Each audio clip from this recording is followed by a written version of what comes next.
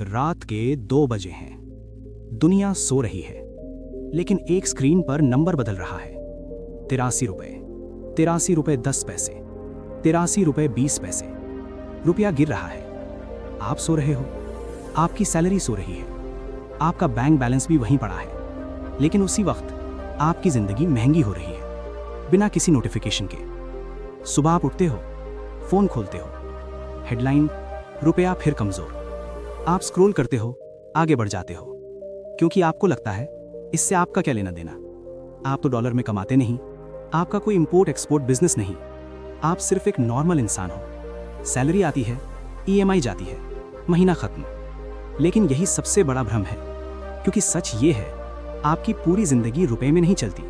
आपका petrol dollar से जुड़ा है, आपका फोन डॉलर से जुड़ा है, आपकी दवा डॉलर से जुड़ी है, आपकी छुट्टियों की फ्लाइट डॉलर से जुड़ी है, यहां तक कि आपकी ऑनलाइन शॉपिंग का छोटा सा गैजेट भी। मतलब आप लोकल कमाते हो, लेकिन ग्लोबल खर्च करते हो, और जैसे ही रुपया गिरता है, आप बिना जाने गरीब हो जाते हो। कोई अलार्म नहीं बजता, कोई मैसेज नहीं आता, बस एक दिन आपको लगता है यार खर्चे बढ़ते जा रहे हैं।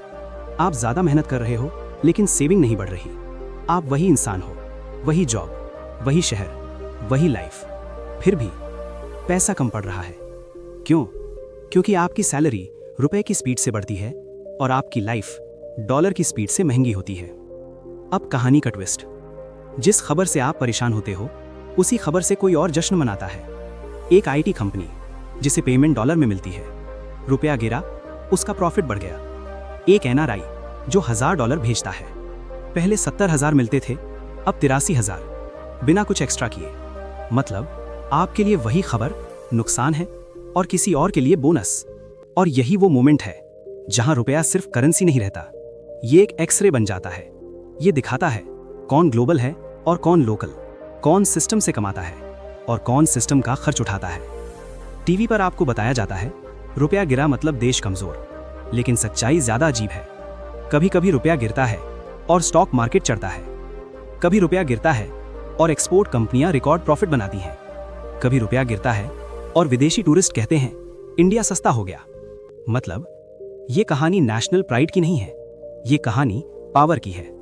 और सबसे अनकंफर्टेबल सच, रुपया एक दिन में कमजोर नहीं होता, ये सालों में धीरे धीरे गिरता है। इतना धीरे कि आपको दर्द महसूस नहीं होता, जैसे कोई आपकी जेब से हर दिन थोड़ा थोड़ा पैसा निकाल रहा हो और आपको पता ही न चले।